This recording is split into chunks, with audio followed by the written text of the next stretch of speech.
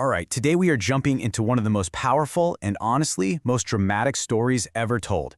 We're going back thousands of years to a promise made under a starry sky, a promise that would literally change the world. We're talking about the incredible story found in Genesis chapter 15. But first, think about this for a second. How do you actually prove a promise is forever? I mean, really, truly forever? It's a huge question, right? Now imagine you're not just promising to pay someone back, you're making a promise that has to last for generations, for centuries. How do you create a guarantee so absolute that it can never be broken? That's the challenge at the very heart of the story we're about to unpack. So here's how we're going to break this all down. We're looking at 5 key moments. We'll start with a promise that comes right in the middle of some serious doubt. Then we'll get into a mysterious and pretty intense ancient ritual involving a blood covenant. After that, a dark prophecy about the future, followed by an unbreakable vow that changes everything. And we'll wrap it up by looking at the actual land that was promised. Let's get into it. Okay, so our story kicks off with a man named Abram. Now, Abram has already been given this incredible blessing from God, but there's a problem. He's got this deep personal crisis that's eating away at him, making all those grand promises feel completely hollow. You can just feel the pain in those words, can't you? Here's Abram, he's getting old, his wife Sarai is also getting old, and they have no children. He's looking at his life's work, his legacy, and all he sees is it being handed over to a servant, not a son. He's basically saying, what good are all your promises if the most fundamental one, a family, isn't there? And in this moment of raw human doubt, God's response isn't some vague comfort. No, it's a direct, sharp, and powerful answer aimed right at the heart of Abram's fear. And you got to pay attention to the wording here. It is so important. It's not just, don't worry, you'll have an heir. It's a son who is your own flesh and blood. That phrase is everything. It speaks directly to Abram's deepest anxiety, making it crystal clear that this isn't just about a legal arrangement. This is about a true biological son.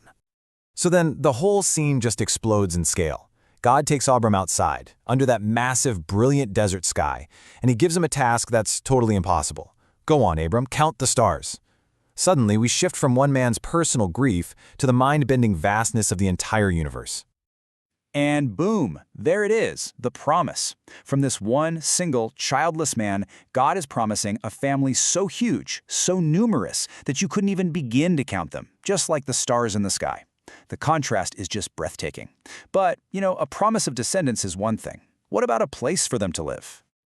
So Abram hears this incredible promise about a son, and the text says he believed it. But when the conversation turns to God promising him a specific land, Abram's practical side takes over. He's thinking, okay, but how do I know? He needs something more solid, more tangible. And what follows is one of the strangest and most profound ceremonies in ancient history.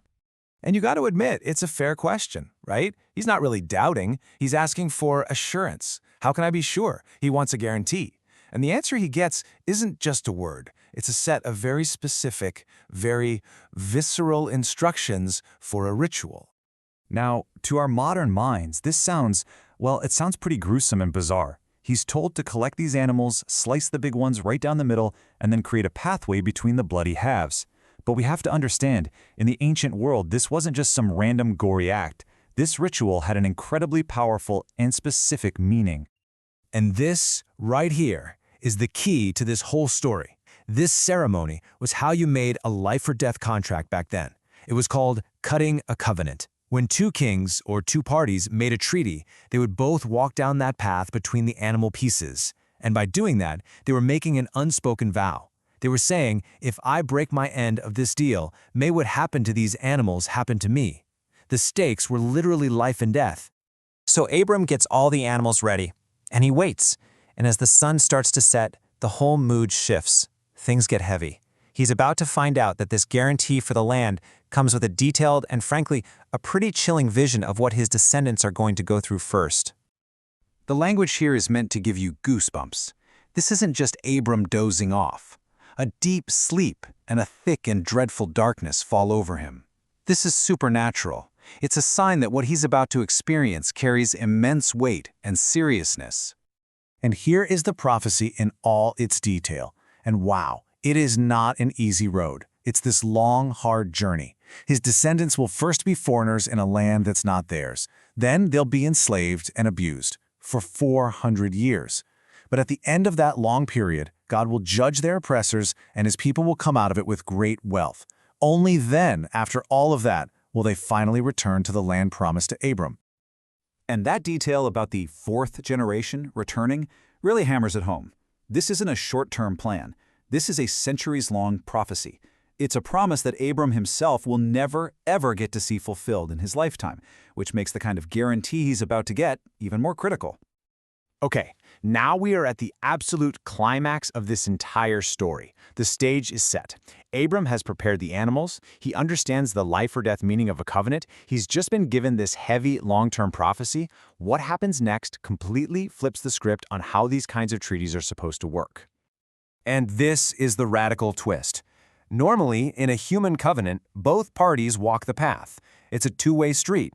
Both sides are binding themselves to the terms, and both are accepting the curse if they fail. But here, Abram is completely unconscious. He's just a spectator. This isn't a deal between equals. This is a one-way, unconditional promise being made to him.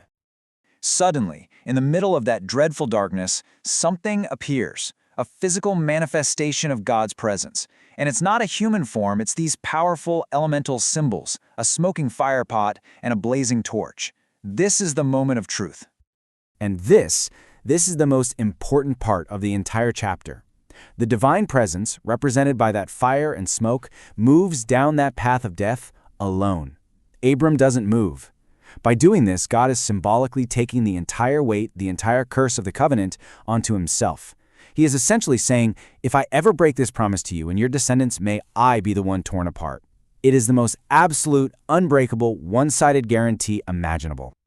So, with the promise now sealed in the most dramatic way possible, all that's left are the final details. Remember, this covenant wasn't just about a people, it was about a place. And now that place gets defined with some very specific real-world borders. And it's so important to grasp the scale of what's being promised here. This isn't just a small farmstead. The territory is described as stretching from the river of Egypt, probably in the Sinai Peninsula, all the way to the great Euphrates River, which is over in modern-day Iraq and Syria. This was a vast, strategic, and valuable piece of the ancient world. And here's the other crucial detail. This land wasn't empty. The text goes out of its way to list 10 different groups of people who were already living there. This just adds another layer of reality to the whole thing. It tells us that fulfilling this promise was never going to be simple. It was going to involve conflict and a long generational struggle, exactly like the 400-year prophecy had just laid out. And all of this brings us to one last big question. So Abram gets his unbelievable, unconditional, ironclad guarantee for the future of his descendants, but he still has to wake up the next day and live in his own messy, uncertain present. He's still going to be childless for years, and he'll never actually own any of that land himself. So it leaves us wondering, if you have an absolute guarantee for tomorrow, how does that change the way you deal with all the doubts and struggles of today?